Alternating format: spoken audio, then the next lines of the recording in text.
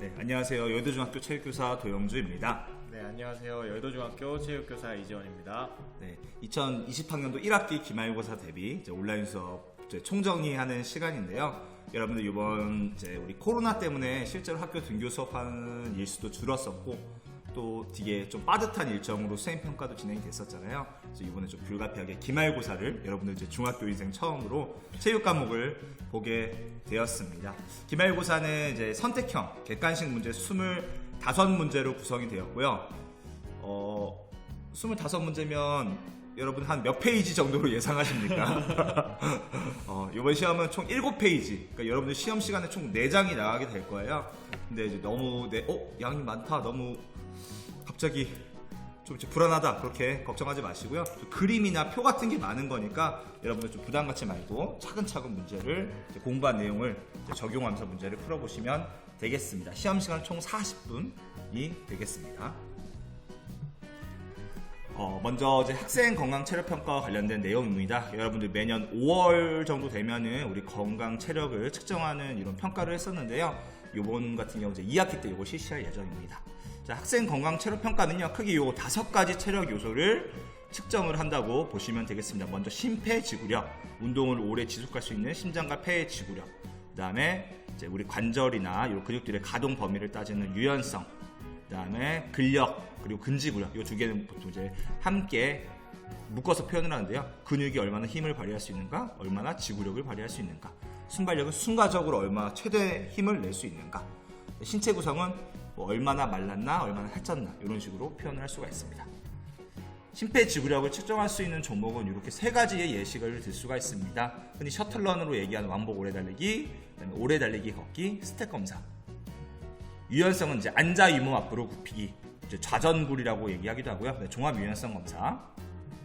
그다음 근력 및 근지력을 측정할 수 있는 종목은 악력 검사와 윗몸 말아 올리기, 무릎 대고 팔굽 펴펴기. 이 3가지는 근력 및 근지력을 측정할 수 있는 종목입니다. 그다음에 순발력을 측정할 수 있는 종목으로 50m 달리기와 제자리 머리뛰기. 신체 구성, 체지방량을 측정할 수 있는 종목은 이제 체질량 지수 BMI를 예로 들 수 있는데요. 요 중에서 한 종목을 이제 선택해서 측정을 할 수가 있습니다. 올해 그래서 우리 학교에서는 심폐지구력은 왕복 오래 달리기로, 유연성은 앉아 윗몸 앞으로 굽히기, 근력 및 근지력은 윗몸 말아 올리기, 순발력은 50m 달리기, 그다음에 신체 구성은 요 체질량 지수 키와 몸무게를 활용하여 BMI를 산출하도록 할 예정입니다. 자, 여러분들 요 체질량 지수 BMI를 구하는 요 방법에 대해서 알아볼 건데요. 이제 실제로 우리는 이제 키랑 몸무게만 재서 이제 요 체지방이 얼마나 되는가를 측정할 수 있는 방법이 되겠습니다. 뭐 180cm의 키가 몸무게가 75kg인 사람이 뭐 정상인지 말랐는지 과체중인지 그걸 어떻게 알 수 있는가? 요 체질량 지수를 구하면 알 수가 있습니다. 체질량 지수는 이제 체중을 키의 제곱으로 나누는 이제 방식인데요. 체중에 달리는 킬로그램, 키에 달리는 센티미터가 아니라 미터가 되겠습니다. 그래서 예시 문제를 한번 풀어볼게요. 신장 150cm, 체중이 50kg인 이 중3 여학생의 BMI는 어떻게 될 것인가? 재현쌤 혹시 이 학생은 마름일까요? 정상일까요? 아니면 과체중일까요? 대략 생각하기에는 네. 정상 체중이고. 정상 체중이요? 네. 한번 저희가 그럼 BMI를 한번 구해보면, 네, 체중 50을 신장 1.5의 제곱으로 나누면 22.2가 나옵니다. 약 22 정도가 나오는데요. 소수점 첫째 자리에서 반올림을 하면, 그러면 요 밑에 있는 우리 표를 보시면 요 정상 범위에 22가 들어가야 되죠. 그래서 요 여학생 같은 경우는 BMI가 정상이다. 이런 식으로 구할 수가 있겠습니다. 그래서 여러분 요 BMI 구하는 공식을 꼭 잊지 말고 기억해 두시기 바랍니다. 자, 그래서 요 우리 체력 평가 기준표를 분석할 줄 알아야 돼요. 요 예시는 이제 왕복 오래 달리기 셔틀런에 대한 예시가 되겠는데요. 그래서 요 표를 보고 여러분들이 요 종목은 어떤 체력을 측정하는 거다. 요 학생은 이제 셔틀런 왕복 오래 달리기가 몇 등급이 나온다. 이렇게 분석할 줄만 알면 됩니다. 요 표를 외울 필요는 전혀 없습니다. 먼저 왕복 오래 달리기는 어떤 체력 요소를 측정하는가? 선생님 혹시 왕복 오래 달리기는 어떤 체력 요소를 측정할까요? 심폐지구력을 측정하는 요소라고 알고 있습니다. 네네. 그래서 이 왕복 오래 달리기는 셔틀러라고 다르게 표현하기도 하는데요. 이건 심폐지구력을 측정할 수 있는 종목이라고 보시면 돼요. 또는 뭐 오래 달리기, 걷기, 스텝 검사도 다 심폐지구력을 측정할 수 있다. 다른 정보로 대체할 수 있는 것도 기억을 해두시면 되겠고요. 그다음에 중3 남학생이 만약 이 셔틀런을 60번을 했다. 그러면 몇 등급인가? 이런 식으로도 구할 수가 있어야 됩니다. 그러면 중3이면 세 줄 중에 제일 밑에고, 남학생이면 이제 요 회색, 약간 푸른빛이 나는 그쪽을 보시면 되겠는데요. 자, 그럼 60회는 여기 54와 67 사이에 속하기 때문에 요 학생의 왕복 오래 달리기 등급은 여러분들 몇 등급? 2등급. 네네, 2등급이 되겠습니다. 이런 식으로 표를 분석할 줄 아는 요거에 좀 중요하니까 잘 기억해 두시면 되겠습니다. 네, 표를 어떻게 보는지를 보는 문제인 거죠. 네네. 네. 그 다음에 이제 건강 체력과 운동 체력. 네, 여러분 체력은요, 이제 뭐 건강 체력과 운동 체력으로 크게 구분할 수가 있는데요. 먼저 건강 체력은 신체적 건강 유지 및 건강 증진과 관련된 체력입니다. 예를 들면 근력, 근지구력, 심폐지구력, 유연성, 신체 구성 등이 다 건강 체력에 속하게 되고요. 운동 체력은 스포츠 경기에서 발휘되는 운동 기능 수행과 관련된 체력입니다. 예를 들면 뭐 순발력, 민첩성, 평형성, 협응성 이런 것들이 운동 체력에 속하는데요. 여러분들 이 건강 체력과 운동 체력을 구분을 꼭 할 줄 아시면 되겠습니다. 한 가지 팁을 드리자면, 우리가 팝스 학생 건강 체력 평가에서 측정하는 종목 중에 딱 한 가지만 운동 체력에 속합니다. 저는 어떤 체력이 운동 체력에 속할까요? 팝스 중에?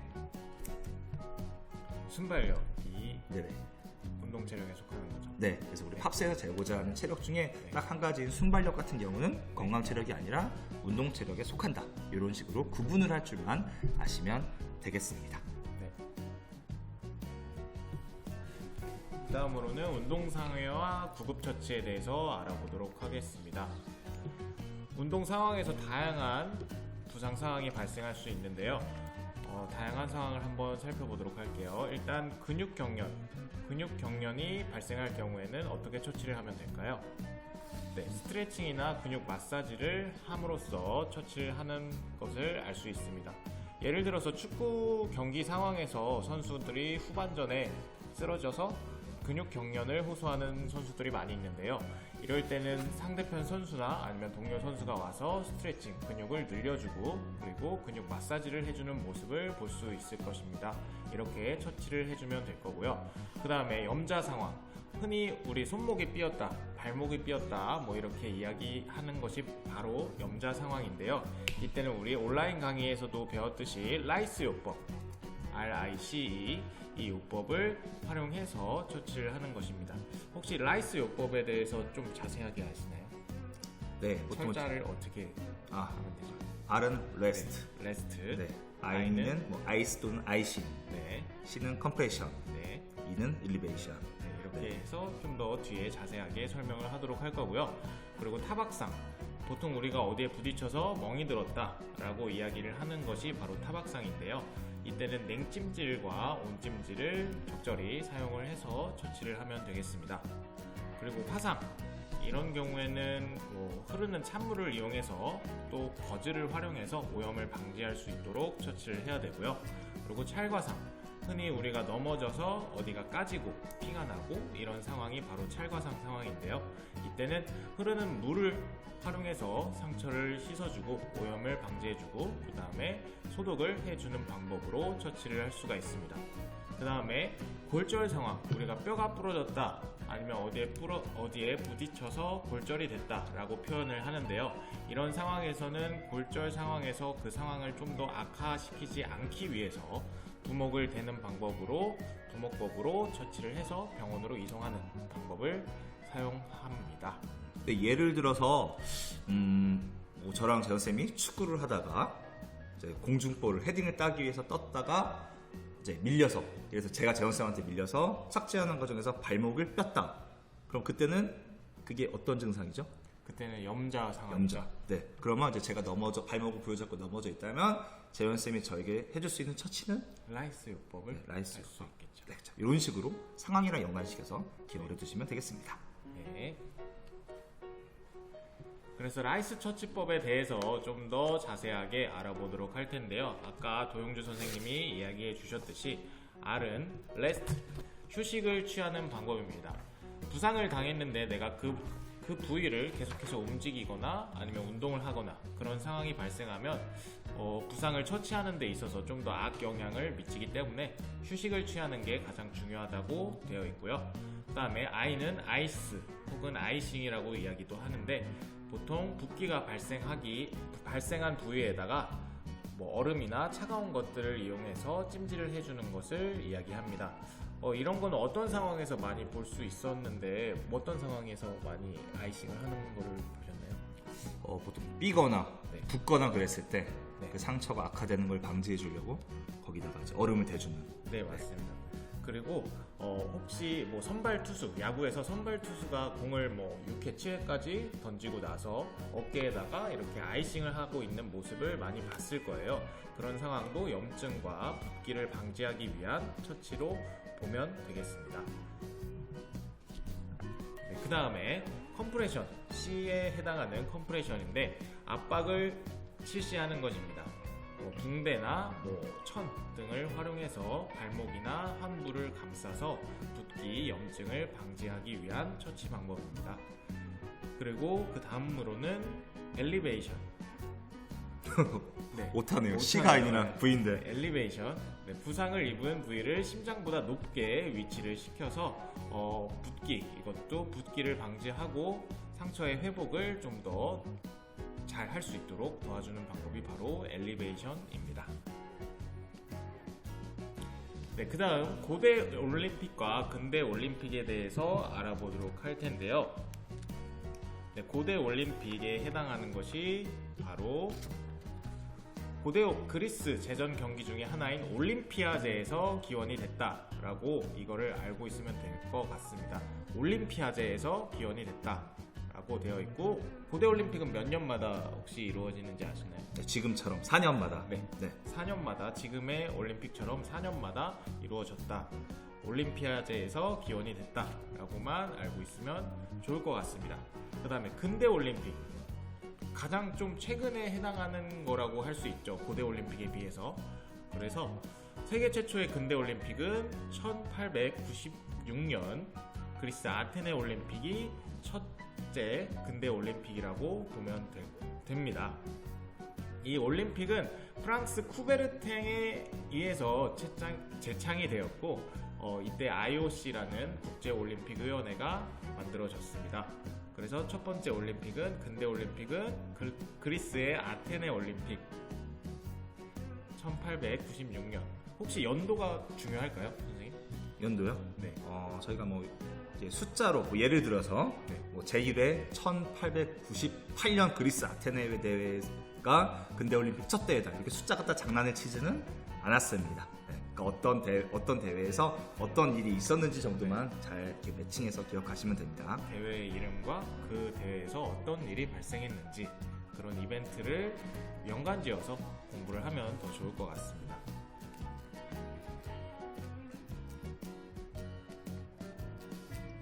네, 근대 하계올림픽의 역사에 대해서 조금 더 알아볼 텐데요. 아까 이야기했듯이 제1회 1896년 그리스 아테네 올림픽이 근대 최초의 올림픽이다 라고 설명을 합니다. 그 다음 11회 1936년 독일 베를린 올림픽이 있었는데요. 이때 어떤 이벤트가 있는지 한번 살펴보도록 할 텐데요. 어떤 일이 있었죠, 선생님? 지금 그림에서 나와 있듯이 이게 어떤 이제 그림인지. 이 마라톤에서 네. 우리나라 선수 2명이 금메달과 동메달을 획득을 했습니다. 네, 여기 지금 제일 높이 올라 있는 사람이 송기정 선수인데요. 실제로 이제 우리나라가 선수가 거둔 첫 번째 금메달이지만 실제로 두 선수를 전혀 기뻐하지 못하고 이 단에서 고개를 푹 숙이고 있습니다. 그 이유는 이 가슴에 아쉽게도 이제 태극기가 아닌 일장기를 달고 있어서 좀 아쉬운 대회로 기억이 되고 있습니다. 네, 송기정 선수, 그리고 3위를 했던 선수는 남승용 선수라고 저는 기억을 하는데요. 1등만 기억하지 말고 3등도 네, 기억하면 좋을 것 같습니다. 네네. 그 다음에는 14회 영국 런던 올림픽인데요. 1948년에 실시된 올림픽입니다. 이때는 어떤 일이 있었냐라고 보면, 우리 이전에는 일장기, 그러니까 일본에 소속돼서 선수들이 출전을 했는데, 이때는 대한민국이 태극기를 걸고 처음으로 참가한 하계 올림픽이라고 되어 있습니다. 그러니까 우리가 대한민국이라는 국호를 가지고 올림픽에 참가했던 이벤트가 바로 제14회 영국 런던 올림픽이다 라고 기억하면 좋을 것 같습니다. 그 다음 21회 1976년 캐나다 몬트리올 올림픽인데요. 이때는 어떤 일이 있었냐면 우리나라가 레슬링 종목에서 대한민국의 최초의 금메달을 획득했다라는 것을 알 수 있습니다. 어떤 선수가 레슬링에서 금메달을 땄냐면 양정모라는 선수가 레슬링 종목에서 금메달을 획득을 했습니다. 최초의 금메달이죠. 네, 대한민국 최초의 금메달. 최초의 금메달. 네, 송기정 선수 금메달은 아쉽게도 일본에 소속되어 있었기 때문에 대한민국 최초의 금메달은 양정모 선수가 레슬링 종목에서 획득을 했다. 이 이벤트는 캐나다 몬트리올 올림픽에서 진행이 됐다라고 기억하면 될 것 같습니다. 그 다음 24회 1988년 대한민국 서울에서 올림픽이 개최되었는데요. 이때 대한민국 최초의 하계 올림픽이 개최되었습니다. 대한민국이 메이저 대회를 개최한 최초의 올림픽이죠. 네, 그래서 금메달 12개, 종합 4위라는 좋은 성적을 기록을 했고요. 동서 진영의 갈등을 극복한 완전한 올림픽, 냉전 시대를 깨는 그런 올림픽이 되었다라고 설명하고, 또 이때는 선수들의 약물 사용 여부를 철저히 규명하는 상황이 발생했다고 합니다. 도핑 테스트를 했다라고 하면 되겠네요. 네. 그 다음에 27회 2000년 호주 시드니 올림픽, 이때는 어떤 일이 있었는지 한번 볼까요? 네, 여기 보면 대한민국의 태극기가 아닌 한반도기가 있는 것을 볼 수 있죠.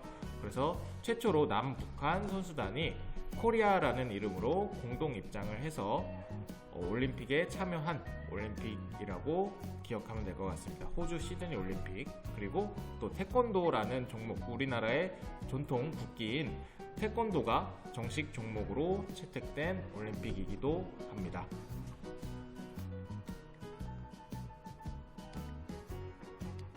네, 그 다음에는 동계올림픽에 대해서 알아보도록 할 텐데요. 그 전에는 하계올림픽, 여름에 했던 올림픽을 설명을 했다면 이제 동계올림픽에 대해서 설명을 해보도록 하겠습니다. 첫 번째로 프랑스 샤모니 올림픽이 제1회 올림픽을 개최한 것이고요. 그 다음에 5회 1948년 스위스 산모리츠 올림픽.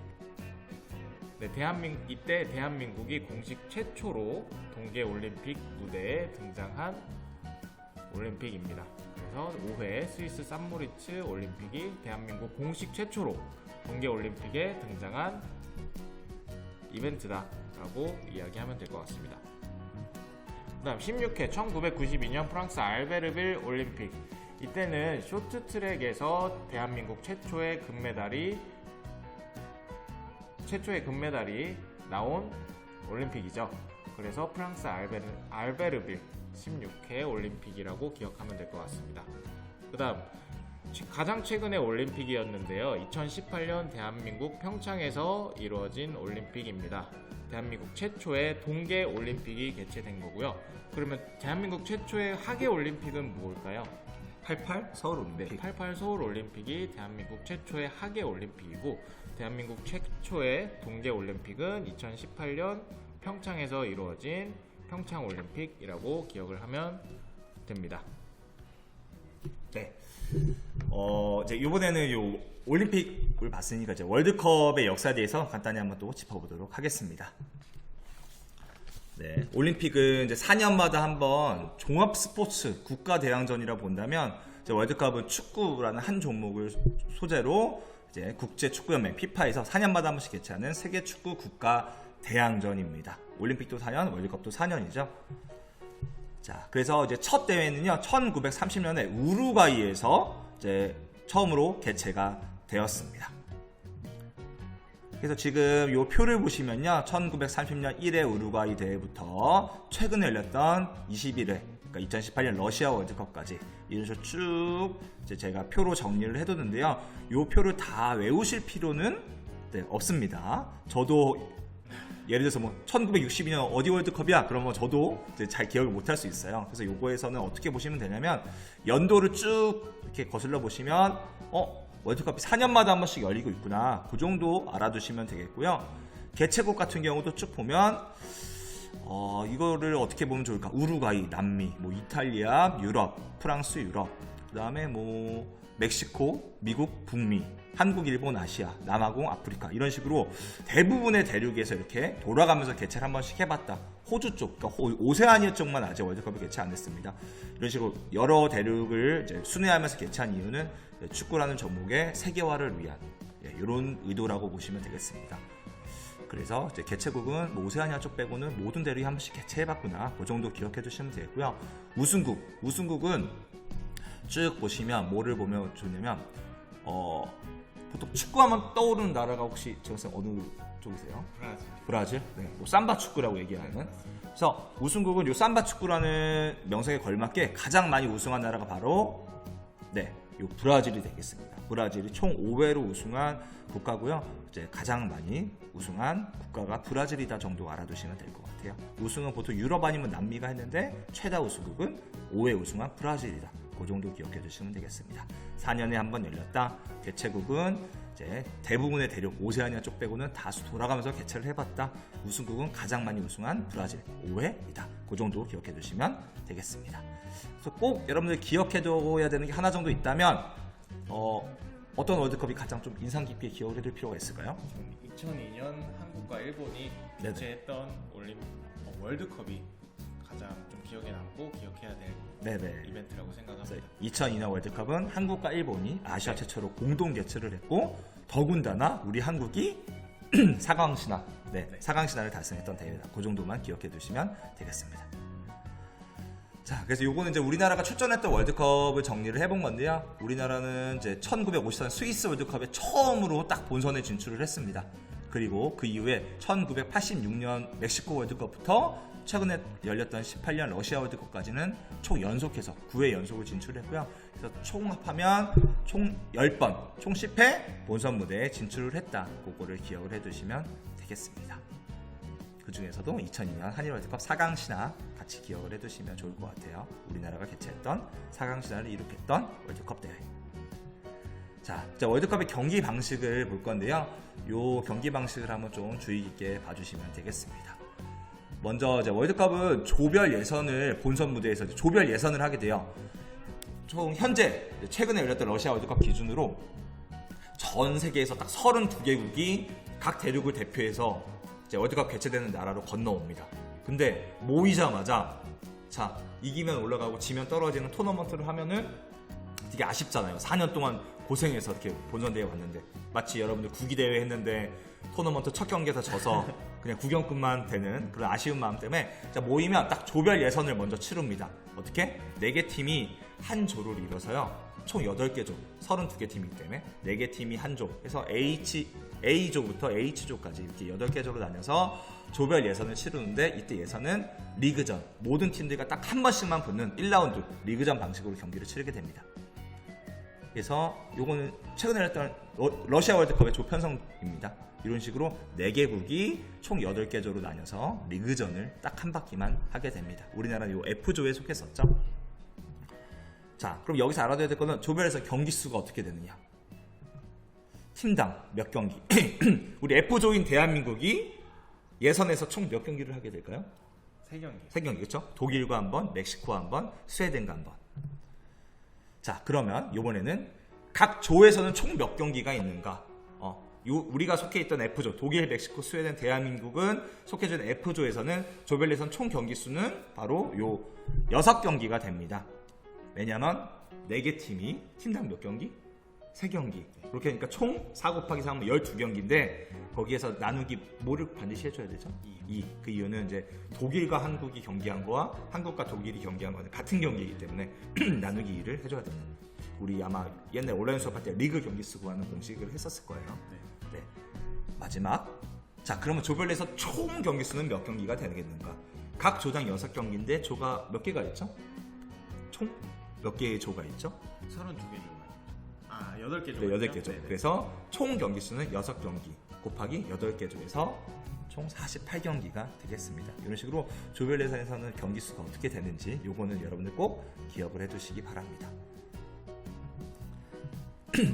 자, 그다음 이 조별 예선에서 순위 결정하는 방법. 이제 우리가 조별 예선에서는요 각 조에서 1, 2위만 16강 토너먼트로 올라갑니다. 그러면 이제 그럼 조별 예선에서 순위를 어떻게 결정하느냐? 리그를 하는데 그래서 예를 들면 재원쌤 그냥 일반적으로 생각했을 때 1승 2패와 3무승부 중에 어떤 게 더 잘했다고 볼 수 있을까요? 재원쌤 생각은? 1승 2패가 아마도 1승 2패 승을 했으니까. 근데 제 생각은 3무가 더 잘한 게 아닌가? 왜냐면 어찌됐건 다 비슷비슷했으니까 이런 식으로 다르게 생각할 수가 있을 것 같아요. 그래서 월드컵에서 이런 식으로 순위 결정하는 방법을 정해놨습니다. 먼저 첫 번째로 따지는 게 바로 승점이에요. 승점은 이기면 3점을 주고요, 비기면 1점을 주고 지면은 0점을 줍니다. 그렇게 따져보면 1승 2패는 승점이 3점이 되겠고, 제가 더 잘했다고 생각하는 3무는 마찬가지로 승점이 또 3점이 됩니다. 어떻게 똑같으니까 순위를 가릴 수가 없겠죠. 그때 이제 골 득실을 두 번째로 가리게 됩니다. 득점과 실점을 합쳐서 어떤 숫자들이 더 높은가. 혹시 이것도 같으면 다득점, 누가 더 많은 득점을 했는가. 혹시 이것마저 같으면 승자승, 둘이 맞붙어서 이겼을 때 누가 이겼는가. 이것마저 같으면요 스포츠맨십 점수, 페어플레이 점수, 추첨, 다양한 방법들을 해서 하게 되는데요. 이 순위 결정하는 방법을 꼭 기억해 두시면 되겠습니다. 요거를 바탕으로 우리 한번 연습 문제를 해볼게요. 보충 프린트에도 나와 있는데요. 자, 이렇게 만약에 독일, 한국, 칠레, 가나가 A조에서 다음과 같이 예선 경기를 치렀다. 여기서 보면 알 수 있는데 아까 4개 팀이 리그를 하면 총 몇 경기가 된다. 여기 표도 나와 있죠, 여러분은? 총 6경기가 되는구나. 그것도 알 수 있을 거고요. 먼저 요 순위를 한번 요 오른쪽 표에 적으면서 한번 봐볼게요. 요 국가는 그냥 제가 이미 순서로 한번 적었습니다. 독일. 자, 그럼 독일은 몇 승 몇 패를 했는가를 먼저 따져볼게요. 첫 번째 3대1 승, 두 번째 1대0 승, 세 번째 0대2 패, 2승 1패. 승점은 그래서 총 6점이 되겠죠. 일단 한국을 볼게요. 한국 3대1 패, 그 다음 1대1 무, 그 다음 4대0 승, 1승 1무 1패. 승점은 4점이 되겠고요. 칠레는 0대2 패, 1대0 패, 4대0 패. 3패로 해서 승점이 0점. 가나는 2대0 승, 1대1 무, 2대0 승, 2승 1무로 승점이 7점이 되겠습니다. 정말 다행스럽게도 승점에서 다 판단이 났죠. 7점을 기록한 가나가 조 1위, 6점을 기록한 독일이 조 2위. 그래서 16강을 진출하게 된다. 그래서 이런 식으로 여러분 그 결과를 보고 순위를 결정하는 법을 꼭 이제 기억을 해두시면 되는데요. 이제 저희가 문제 풀 때는 승점은 몇 점을 준다, 승점 다음에는 골득실을 따진다, 그런 정보는 다 드릴 테니까 이 결과를 보고 이 표를 작성할 줄 아는 그 정도만 기억을 해두시면 되겠습니다. 기본적인 정보는 다 저희가 문제에 제공을 할 예정입니다. 자, 이렇게 각조 1, 2위가 16강에 진출해서 토너먼트 경기를 하게 됩니다. 토너먼트라 하면은 이제 이기면 올라가고 지면 떨어지는 식의 단판 승부로 다 이렇게 경기가 이제 진행이 되겠습니다. 이런 식으로 16개 팀이 자리를 잡아서 경기를 하게 되는데요. 제가 그럼 16강 토너먼트